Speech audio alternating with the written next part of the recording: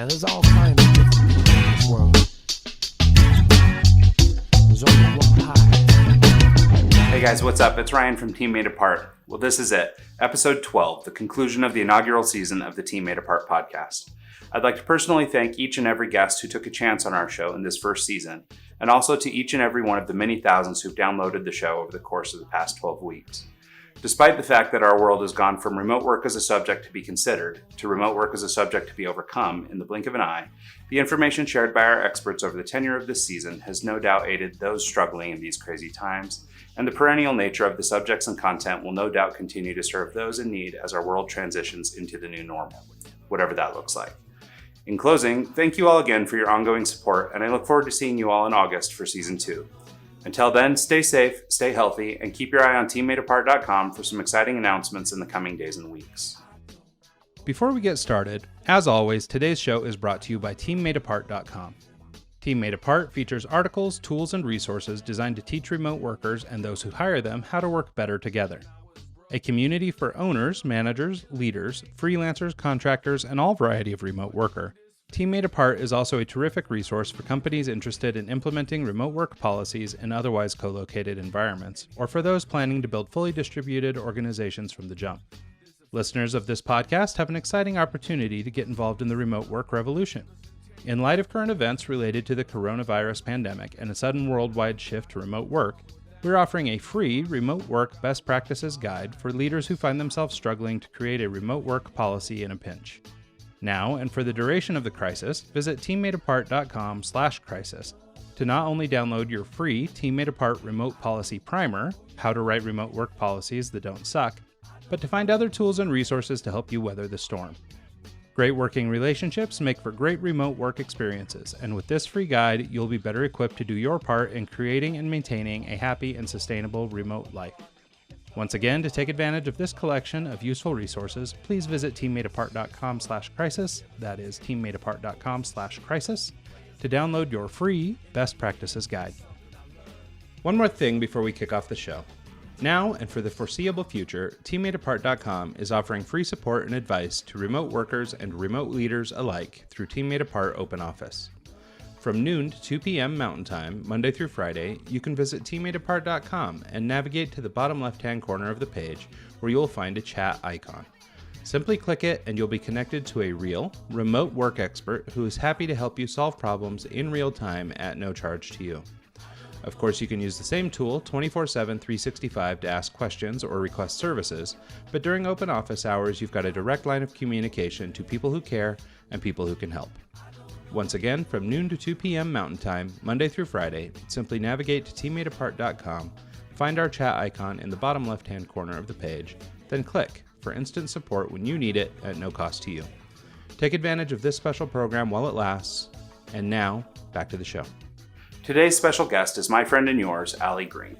Allie is a digital nomad, remote work advocate, and founder of Kohana.io. Her mission is to educate, inspire, and engage teams to create efficient, effective, and innovative frameworks for the future of work, regardless of where or what their office looks like. She does this by public speaking, appearing on podcasts, and contributing to numerous other activities in and around the remote work space. Here to talk about building communities, being intentional, bridging gaps between humans and technology, and so much more, join me in welcoming our guest, Greene. Hey, Allie, thanks so much for doing the show. We're so glad to have you here. You're one of the few people who I'm most excited to have back here on the show. You and I have had the opportunity to talk a few times since meeting, and I don't know, now I feel like we're old buddies. So I'm really grateful for having you on here to talk about remote work and all the pleasures therein. Yeah, thanks for having me, Ryan. I'm also very excited to be talking about remote work. It's one of the things I'm most passionate about. So it's awesome to have this opportunity to chat about it. Yeah. Well, so I guess in the spirit of remote work, where are you calling in from today? I'm calling in today from Detroit, where it is snowing like crazy outside, but in a few days I'll be headed to sunny Miami. So always on the go. Oh, that'll be awesome. Well, and that might be maybe a good place to start. I mean, let's talk a little bit about your background and how you got into this whole mess. Like, what are you doing in this space? Yeah, that sounds great. So I professionally have always had a background in startups. And what was most interesting to me about the startup scene is really just companies questioning the status quo. And as someone who works in people operations and thinks a lot about company culture, I saw so many companies question the status quo of industries and products, but it was only until recently until people began questioning why offices exist, why people have to sit in the same chair every day in order to have great ideas and be productive. And that never felt like something that I could get behind personally. And so I always joke that I traded in Madison Avenue for Machu Picchu because it was a very like somewhat cliche way of starting my nomad journey, but I was living that very traditional Manhattan life, commuting from Brooklyn to Manhattan on a train that took over an hour every day to get into a desk by 8 a.m. to do work that I really enjoyed, but really started to lose my passion because the New York grind was just getting me down. And I'm someone who throughout my life had moved quite frequently. I was born in Detroit, which is where I'm calling in from today. I went to school in Canada. I studied in Ireland. I backpacked South America. So I had all these travel experiences. And I remember thinking how inspired I was when I was on the road and how much my brain was just always on in those foreign experiences because I had to problem solve personally. And solving problems like how do I speak this language and figure out the bus schedule in a foreign country really easily could translate to how do I solve this business problem. And so I started to question why life existed in office spaces and was able to start working remotely and traveling. And I did it a little bit by myself before joining a company where I was their director of people operations. And at that point in time, I was working full time and traveling full time. And so for the past 4 years, I've been in Asia, Africa, Europe, all while growing this company from 30 people to 90 people. And then recently have taken all of those experiences to launch my own remote work consultancy business, Kohana, with a goal of really helping other remote workers and remote companies be able to create communities online and give people the flexibility to live a life that matters to them. So for me, it means traveling the world. For other people, it could just mean better times to go grocery shopping because they don't have to do that Sunday night struggle. And the options are really endless when it comes to remote work. Yeah, no, I think that's really great. Thanks for all that. And I think maybe one thing we should try and maybe point out specifically, and it's such an interesting thing. And in fact, I didn't even recognize the difference until I myself got into sort of this remote work space. But can we talk a little bit about sort of the differences in remote workers? So in your case, as it sounds from your story, you're largely more nomadic. You would be this character called a, digital nomad or whatever else Yeah. they call you. But many remote workers aren't that. And it's funny because for my whole career, I mean, basically the last 20 years, I've been calling myself a remote work or a digital nomad because I was nomadic and I worked largely via digital platforms, right? So I put it all together. But there really is a distinction between your traditional remote worker, somebody who's just trying to work from home or work from a non-co-located location, and somebody who's a digital nomad. Can you talk a little bit about that just so that we can sort of set these definitions for people who were lost like I was? Yeah, definitely. I think before you even get to the definitions of each individual, there's like a lot of different definitions people are using to talk through companies. And so you have remote companies, and within that can be remote first oriented companies. So companies that do have co located offices but offer some sort of remote option or flexibility. I think there's distributed offices where there's hubs that are, the classic of oh, there's a San Francisco and a New York office, but how do those two offices interact with each other does create some sort of remote communication as well. And then there's completely remote companies. So no office and people just choose to work from home or wherever is most convenient from them. So depending on the type of company that exists, and it's funny because now even more traditional companies, I have some friends that work in the legal industry, which in my mind is like one of the most traditional industries in the US, are offering work from home days for their employees. So learning how to work remotely and learning how to be part of the remote work environment, I think, is just going to continue to grow and be important for people to have those skills. But depending on the type of person, as you mentioned, it could be very different. So work from home traditionally is a person who has a home office set up or a dedicated space that they can work from instead of commuting into an office. And they're primarily located in the same place and go to the same office space to work, whether it's in their home or in a local co-working space. But it's primarily driven by being part of one community and not necessarily traveling.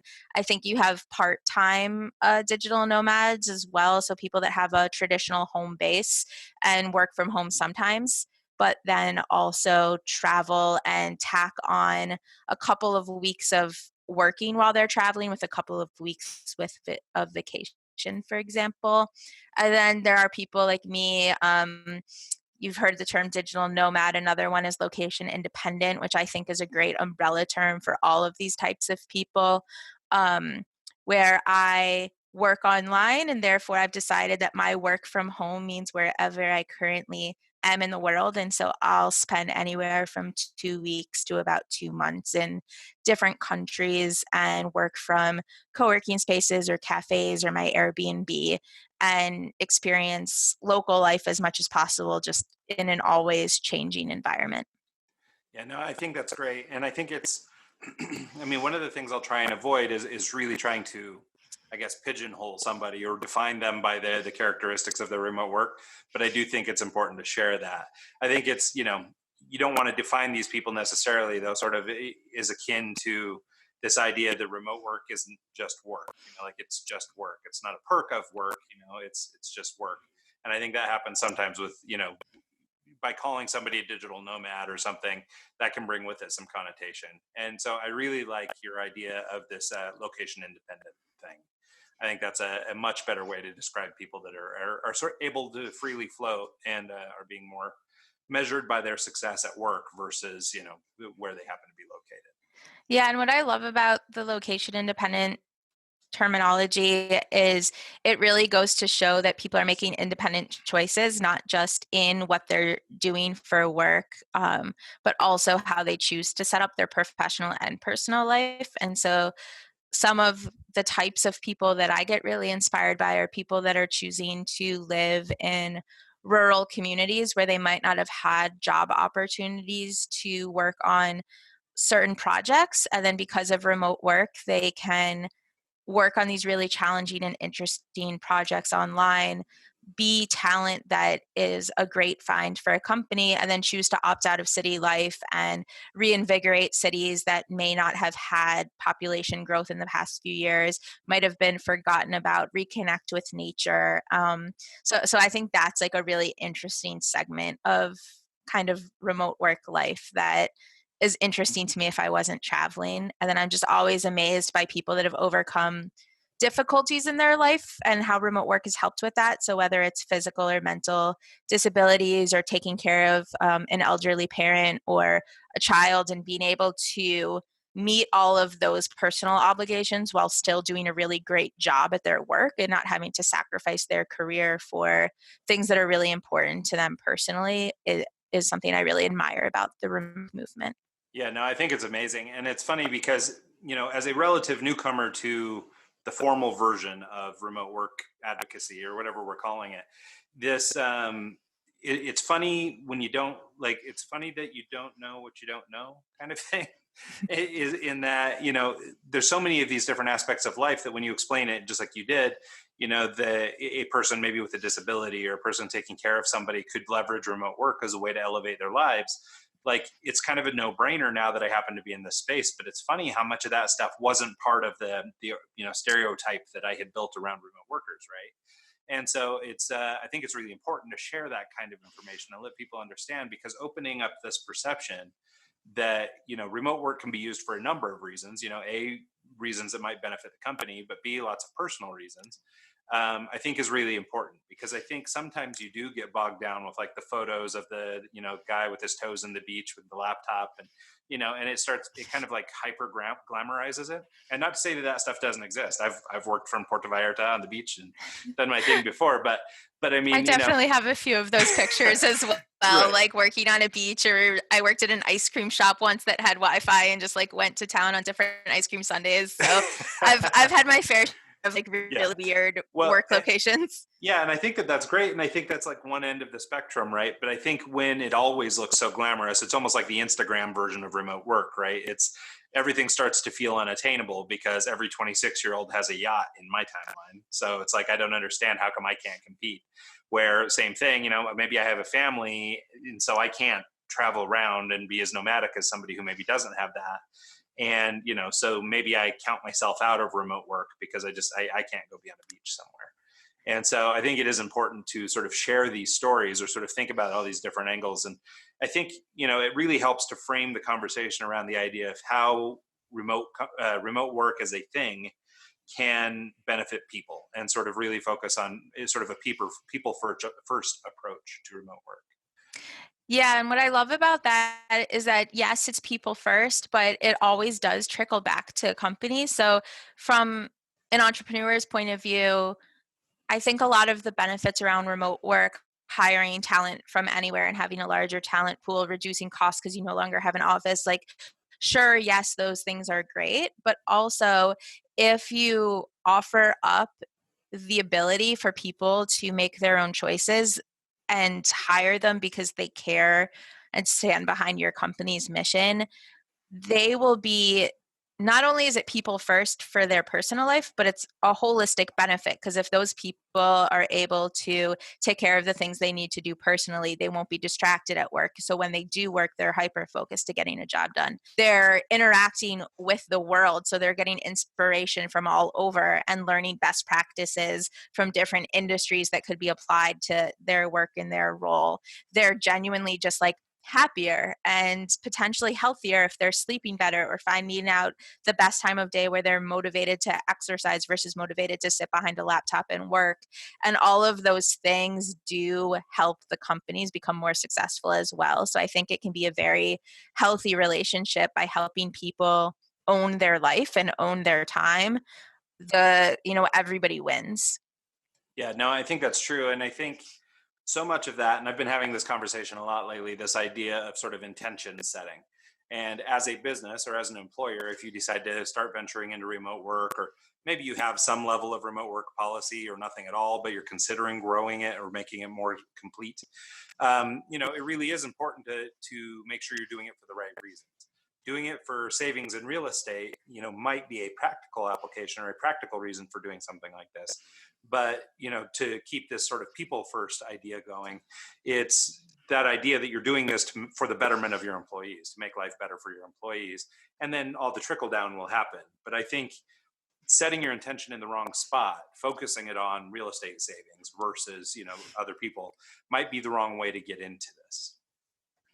And Yes, so, yeah, so I kind of definitely. wondered, in your prior work experience, a big part of what you did was like in implementing these people first ideas and start connecting those dots and building communities and things like that.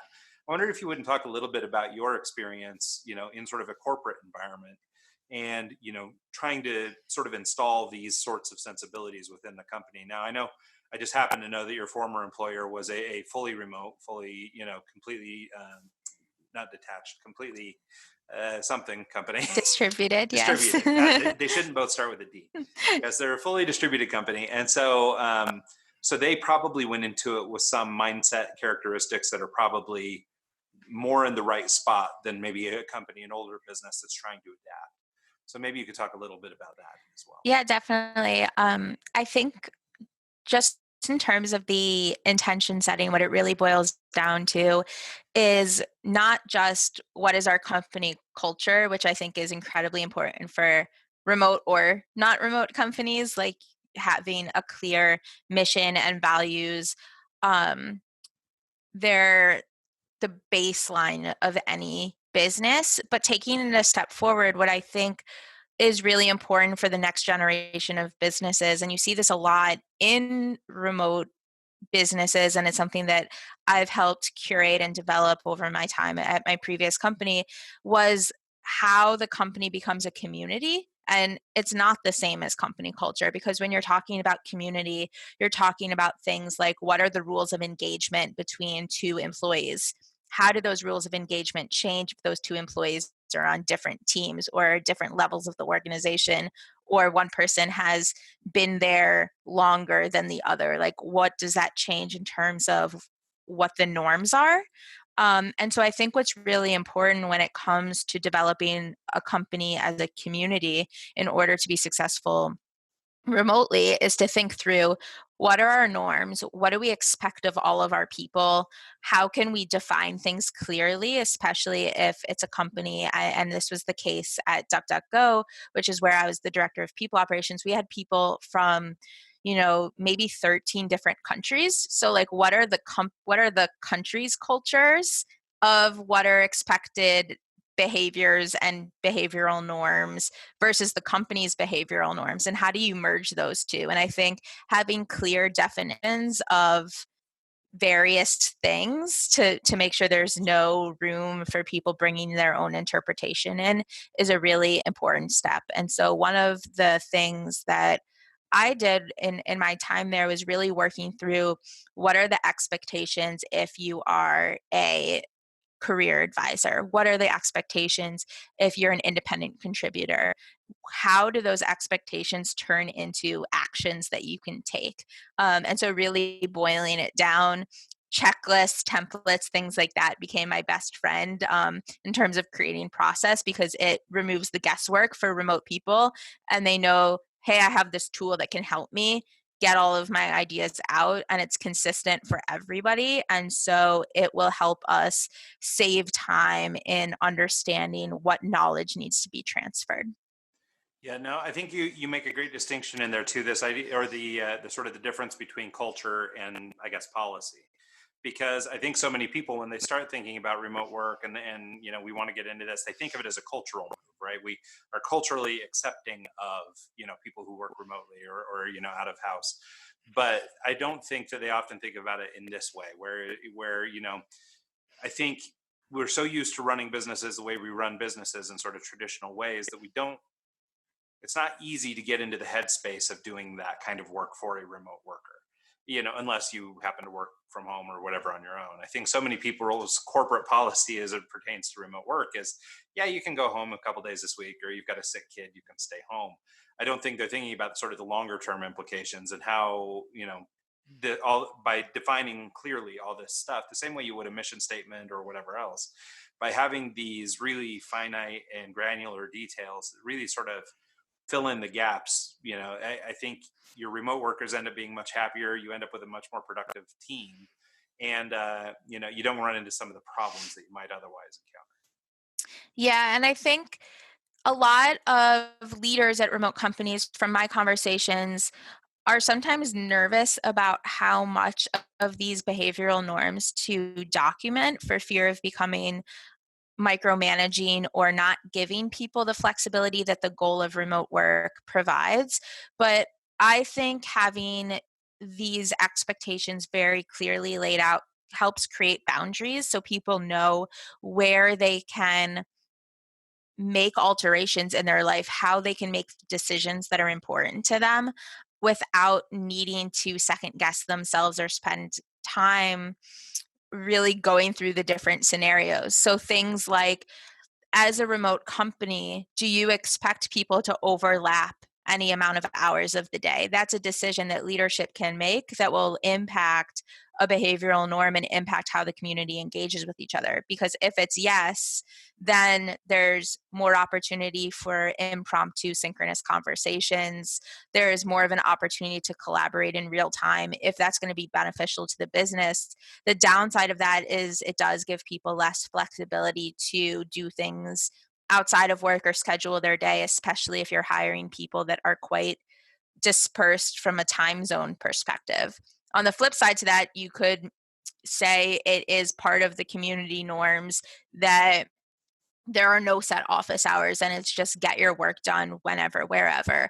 Well, that's really great then for the personal flexibility. The business challenges that you might have to overcome is less room for spontaneous synchronous meetings. So it might mean that you have more scheduled stand-ups, and or you move to a fully like asynchronous model for some decision making um, projects. And so I think the more leaders start asking themselves these questions and deciding, like, do I want choice A or do I want choice B, knowing the pros and cons, they can start to share that information with the leaders in their organization, with the independent contributors in the organization, to provide the necessary repetition for those behaviors to become what is expected of them. Yeah, I think that's so smart, and I think it does really help to sort of show a couple different examples like that. How, setting yourself in one way is more positive for certain aspects. Because it really is this balancing act, right? And so much about remote work is that it's balancing sort of technology versus relationship versus productivity versus, I guess, quote unquote happiness, or whatever you want to call this flexibility or freedom. And so there's so many things to factor in, and you're right, it is kind of an individual choice. So, and not that there's like any one thing. One aspect of this, however, that I wanted to talk with you a little bit about specifically, because I know you have experience in this, is the sort of the human interaction component of this. So I think a lot of times, especially for people new to remote work or companies that are just starting to get into it, they start maybe first looking at the technological solutions. Like, okay, well, we need to get a Slack subscription, and we need to get blah blah blah. Get 3 or 4 different pieces of software that will sort of facilitate the interpersonal communication. And I think that a lot of people, maybe their initial train of thought before they really start digging into this stops there, right? It's like, I just need to facilitate work at a distance, not so much how do we really take care of the squishy stuff, the warm fuzzy feeling stuff. And so many remote workers are subject to isolation and separation anxieties and problems like this that come from just being independent. And I think it's really important to sort of address those people things. And one way that they do this is that most remote companies still come together on occasion, whether it's for kickoffs or maybe strictly social. But there's one reason or another that people still get together. And so despite all this great advancement in technology, there's still a human component here. And so I wonder if you talk a little bit about sort of the how and when to meet, and then the why. Like, why is it important that we do that? Yeah, so I'll start backwards. I'll start with the why, then get into the nitty gritty details. I think that a lot of the things that you said really stand out to me. Think about putting all of this energy into developing your strategy around your tools. You're really excited. You get your Slack channel up and running, and it's crickets, and people don't know like what they're supposed to talk about, or if they should use the emojis, like what is okay, what looks professional, what doesn't look professional. Or you get it and all of a sudden it's just like chaos of information, and then people have so much to read through that they aren't getting their work done, or they feel really overwhelmed and don't know what's important to read. So there's two extremes there. And again, like, not to sound like a broken record, probably only halfway through our conversation, but it all comes down to what are the expectations? Like, how should people interact in this tool?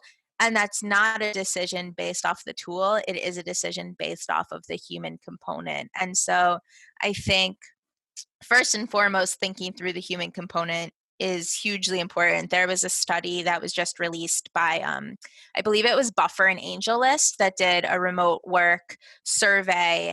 And 20% of people in that survey said that communication and collaboration was a struggle for them. And 20% of people said loneliness was a struggle for them. These are common statistics that we hear with remote work. And both of them can be solved by investing time for people to meet face to face. So remote work's great. We just spent, a few minutes, probably more than that, talking about how awesome remote work is.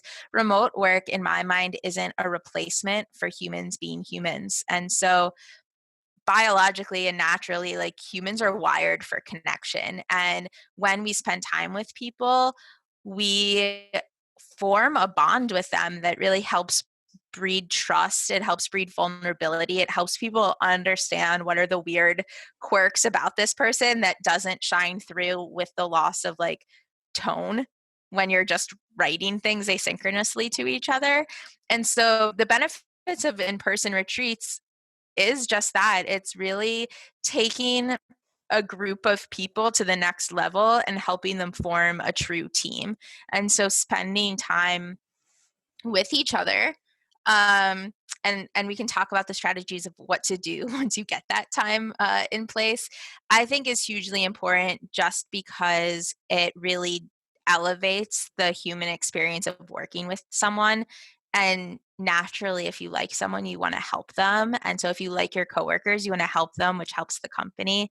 And so that's where all of the great warm and fuzzies come into play. Um, Well, I think you just made an interesting point too. Going back to what you were saying about your prior employer having a really detached team, people all over all over the planet, from a number of different cultural backgrounds and things like that.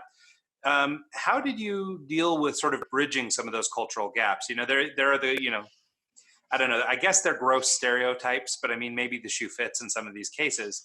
And there's at least a little bit of you know difference in the way that cultures react to one another.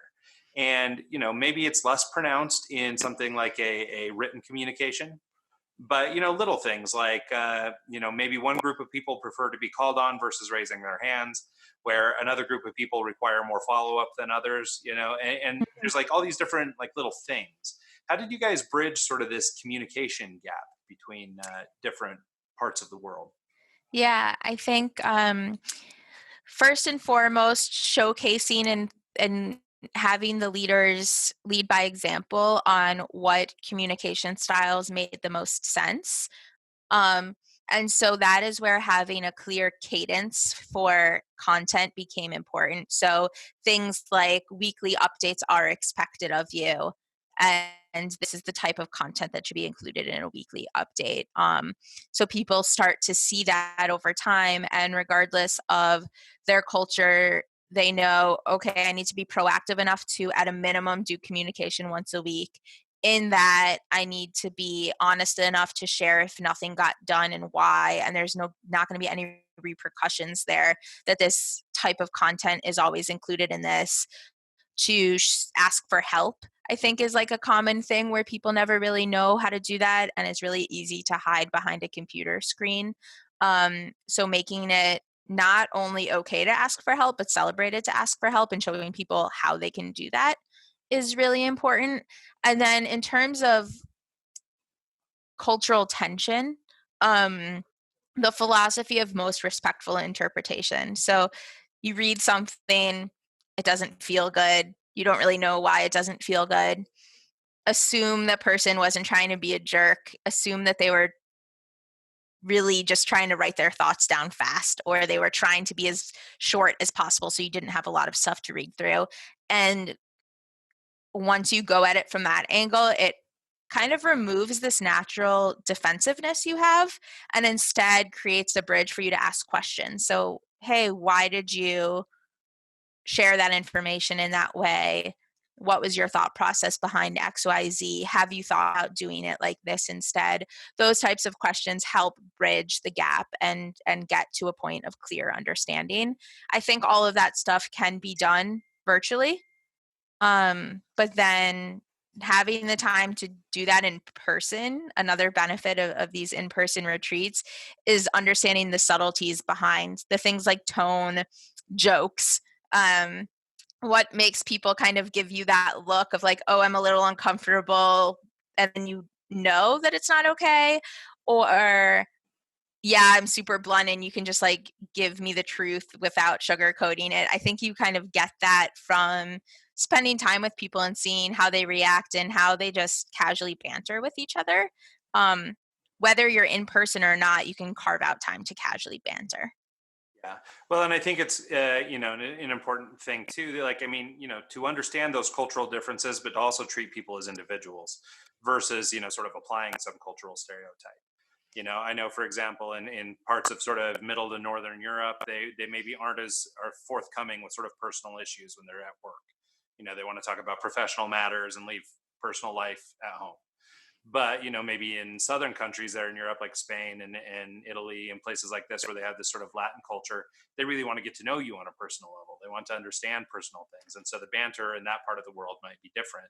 But you could see how interaction between, let's say, a German guy and a Spanish guy, could create some, there's some range there that we're trying to overcome, or some gap that we're trying to bridge. So I think you mentioned some really good solutions to that. Yeah, and just in terms of that, it's, there's ways that introverts and extroverts in the same country misunderstand each other. So really taking that personal approach is the most effective way, I think, to communicate successfully with someone. I do this thing, the people kickoff, where you sit down with someone if you've never worked with them before, and you share, like, this is how I like to be communicated with. These are sort of things that in communication professionally might make me feel insecure, or these are like trigger words for me. And just start having that conversation from the get go. This is how much I want to chat about my personal life. I like talking at the beginning of calls and getting to know you personally, or I'm really task driven. I want to do the meeting agenda points. And if we have extra time, let's hang out and talk. Um, it sounds really weird, I think, for most people to get that specific. But when you're working remotely, to be able to get that specific from the get go removes a lot of guesswork. Yeah, no, and I think it's sort of a recurring theme in a lot of the things you're talking about, right? The more defined your processes are, the more defined your policies are, the more clearly articulated the expectations.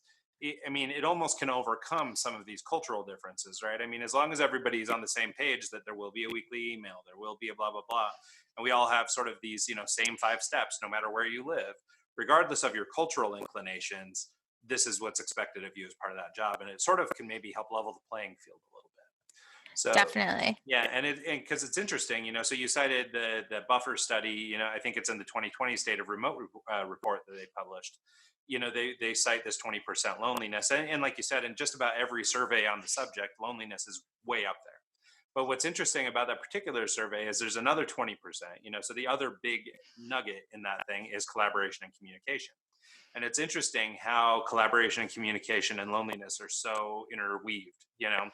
Really, that's 40% of the pie, but great communication and collaboration could overcome a lot of that loneliness. And so I think it's interesting how the two are sort of at the top of the heap there. So, but I think that by implementing these policies and making sure that we're clear and articulate about the way that we expect things to get done, you could almost, I don't know, mush those into one topic and really move the needle quite far on the sort of the state of remote.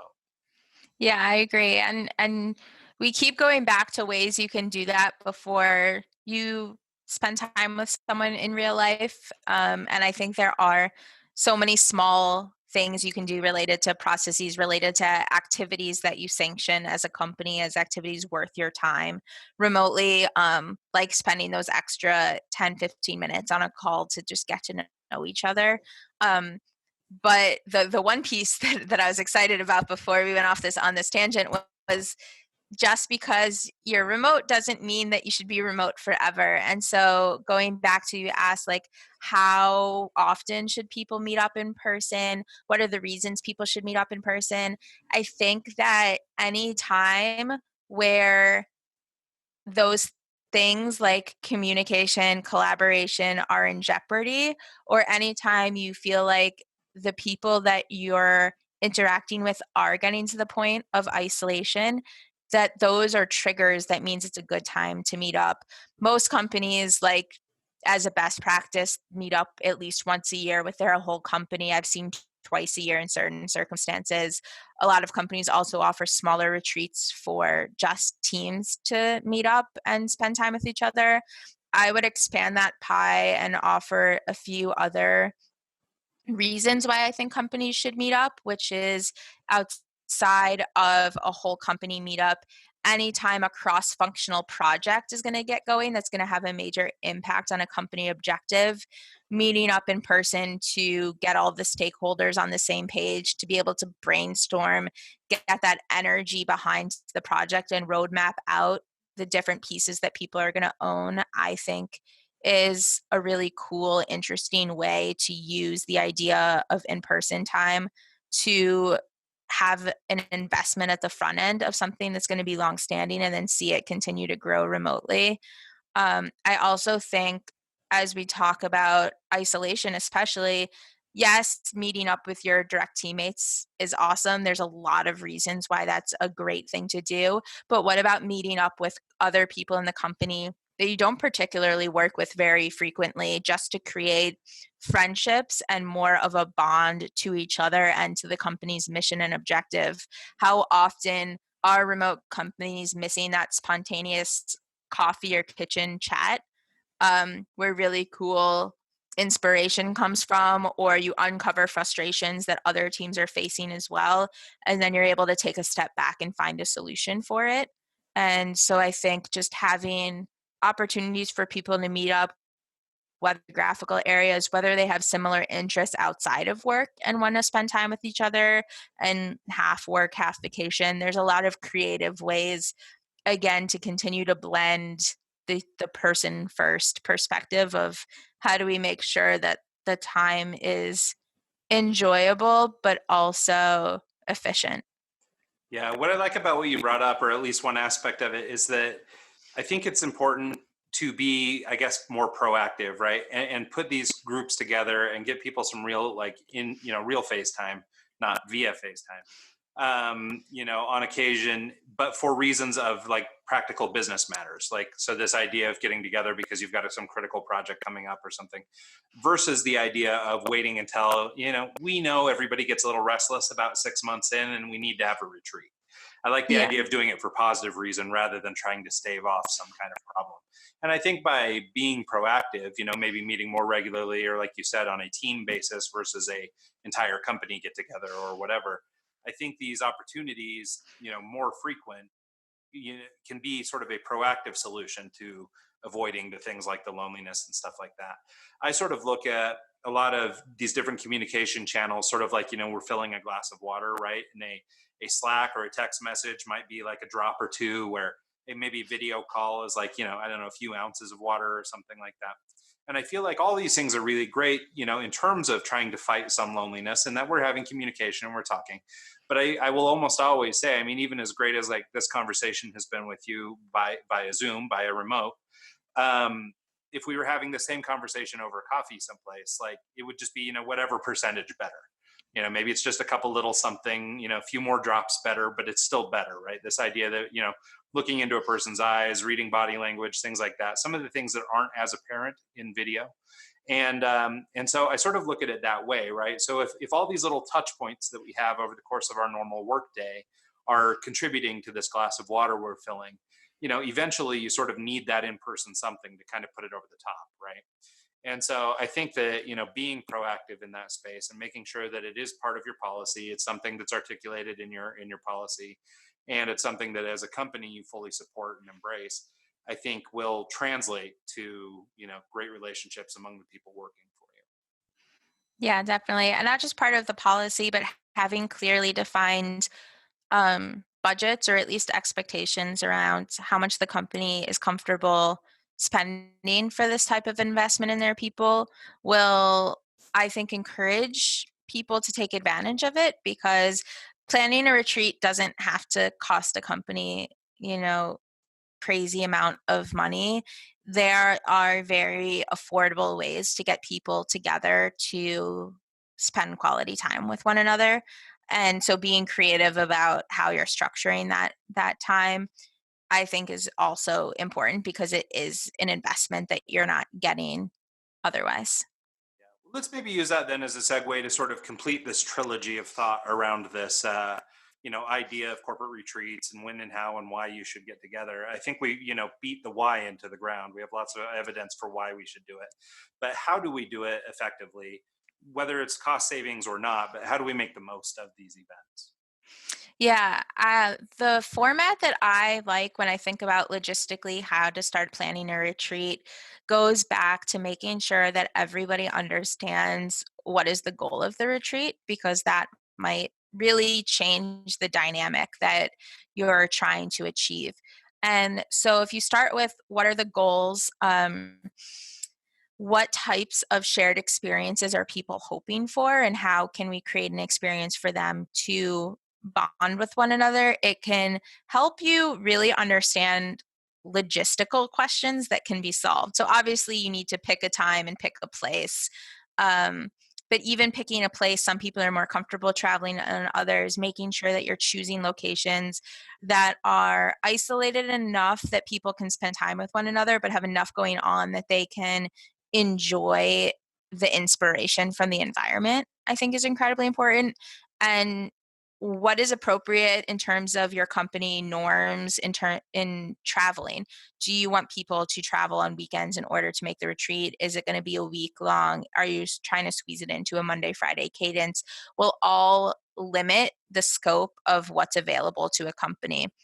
So I think thinking through all of those details, I'm a huge proponent, and I'm working on currently building out resources off the shelf for this, of a survey for all of the people attending the retreat to get those types of questions answered will help shape the types of retreats that are best for employees, or groups of people coming together to work. And so I think the buckets that need to be figured out when planning a retreat are things like logistics, date, time. Also, do you want to stay in an Airbnb and have a really more intimate experience with your colleagues or the people that you're working on a team with? Again, kind of goes back to the original options I shared of there's pros and cons to that.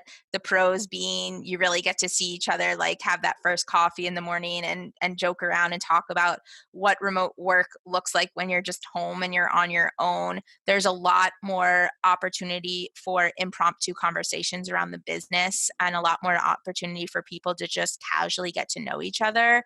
The cons, if you have a very introverted team or if your team is bringing their families along, privacy can become somewhat of an issue for people that need their space at the end of their day and really value their alone time. So really understanding your people to decide, am I going an Airbnb route? Do I need a hotel block? What are the different reasons why I would choose that? So it's not really just about cost. While cost will change between a hotel and an Airbnb, it's also about the intention behind why you want to do something. Are you going to be in a city? Do you want to be more in the rural countryside? How much of your regular work do you want to get done? Versus how much of it is just going to be focused on the theme of the retreat are all logistical questions to answer. Time of the day that you're working versus how many breaks people get is something that I think is heavily overlooked when planning retreats for remote companies. It's sort of weird that from what I've seen, remote companies are really progressive about work hours until you're all in the same room. And then they're like, oh, we can do meetings from 9 to 5. And it's like, well, do you actually need to do those meetings from 9 to 5? What if you have the whole morning to just spend with each other and relax and you do meetings from 2 to 6? And what does that look like for the retreat? So those are questions that seem maybe silly to some people listening or obvious, but each of those decisions carries a weight behind it. And once you get all of that figured out, content is key. Don't forget to plan the content ahead of time, or at least figure out the structure of the content. Do you want to do mastermind sessions? Are you having a brainstorm? Who from the community can teach certain people about certain topics? Who are the subject matter experts in the group? Are you doing it all together, or are you bringing in external people to share knowledge with the group?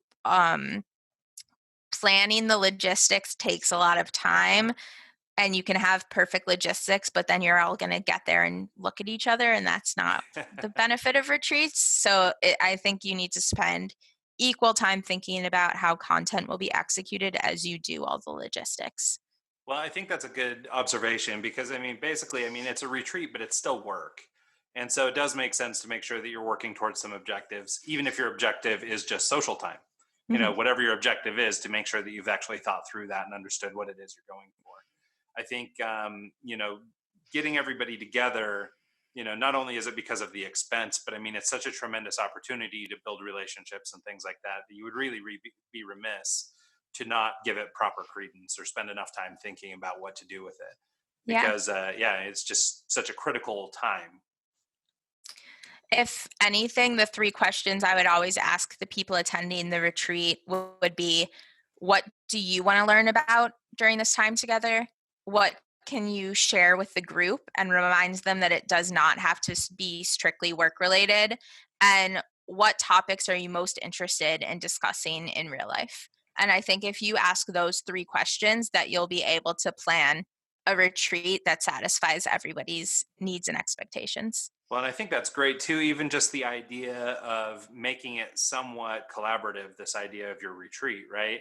At least in my experience, and I don't know if this is the case everywhere, I don't have that much to build on, but in my experience, a lot of these corporate events that I've gone to, corporate meetings and retreats and things like that, it's typically sort of top down, mandated by the company. It's going to be X, Y, and Z. It is meetings all day or conferences or breakout sessions or whatever.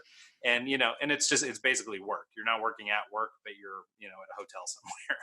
And Yeah. so, but I like this idea, and I don't know if it's unique to remote work or if it's maybe more prevalent in sort of more modern companies, younger companies, tech startups, and things like that. This idea of having this more collaborative, interactive event. But I think that that's an interesting thing that even a more established or an older or more traditional company could really take into mind to try to make the most out of their events and their time to get together, whether co-located or not. Like, I think it's just a good way to approach putting this kind of thing together. Yeah, definitely. So I guess if you want to, let's talk a little bit more about just sort of the uh, the bridging of sort of the human and technology gaps a little bit. We've talked about in-person meetings and conferences as one, but I wonder if, just as somebody who's so nomadic and clearly doesn't have like a set team, how much of your social time is put together via teammate versus how much of it do you go to work but maybe you just go meet a buddy for coffee? Like, how much responsibility is it of the company to be providing for your social needs versus you as somebody who's much more nomadic than others?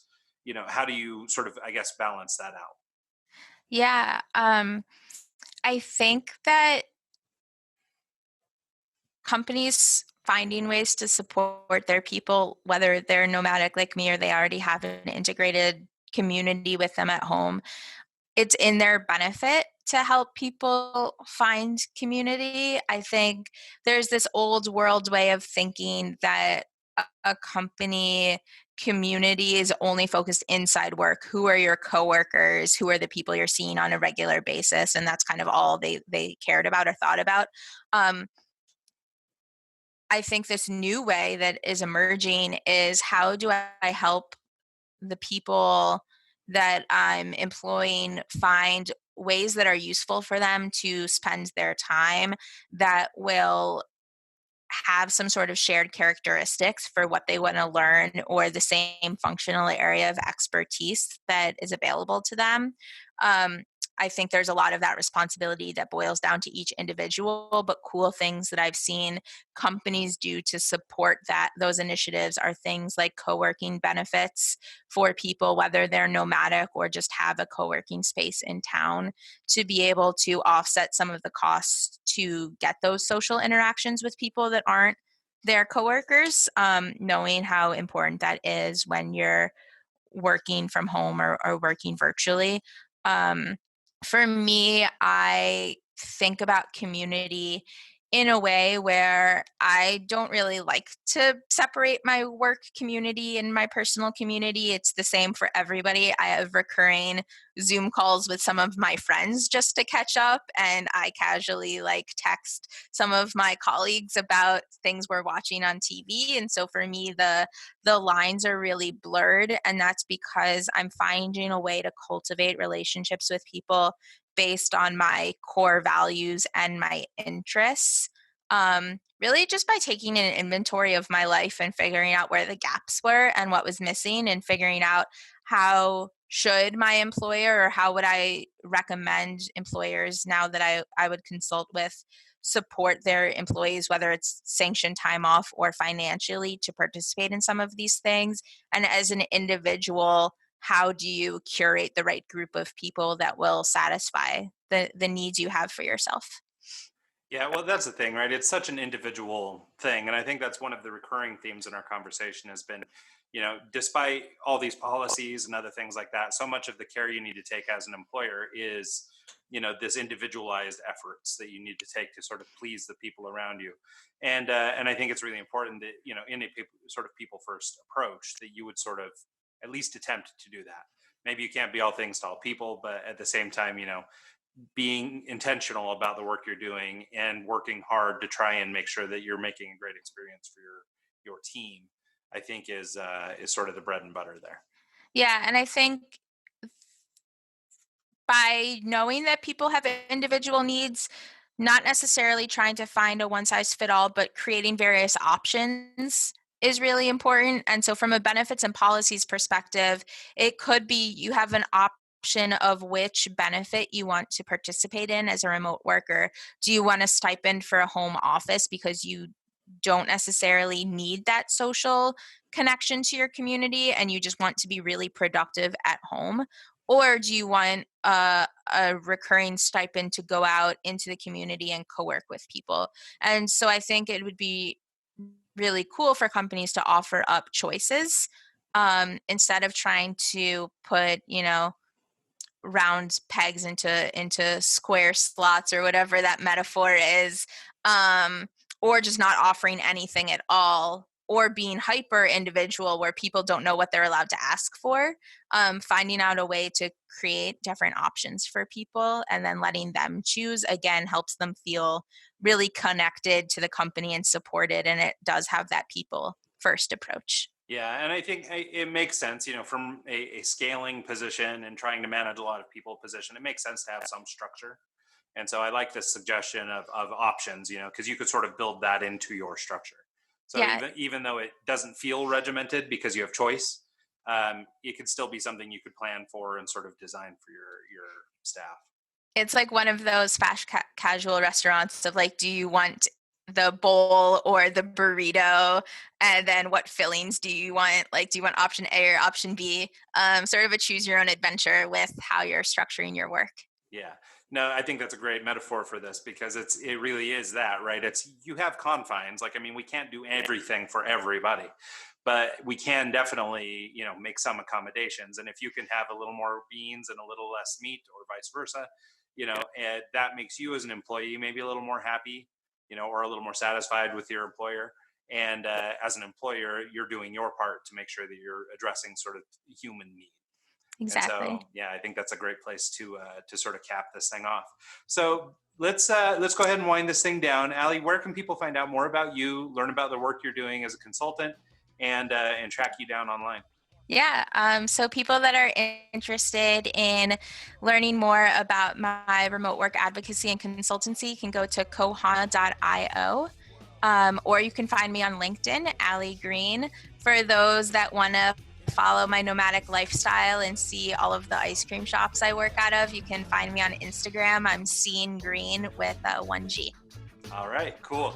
Well, that's awesome. And thank you again so much, Allie, for making time to do this. We had tried to do it once and had to reschedule. I'm so grateful you came back. This has been an awesome conversation. I think there are a lot of useful information in here that people can take and run with. So thanks so much for your time. It was great talking to you. Thank you. I don't owe you anything. I don't owe you anything.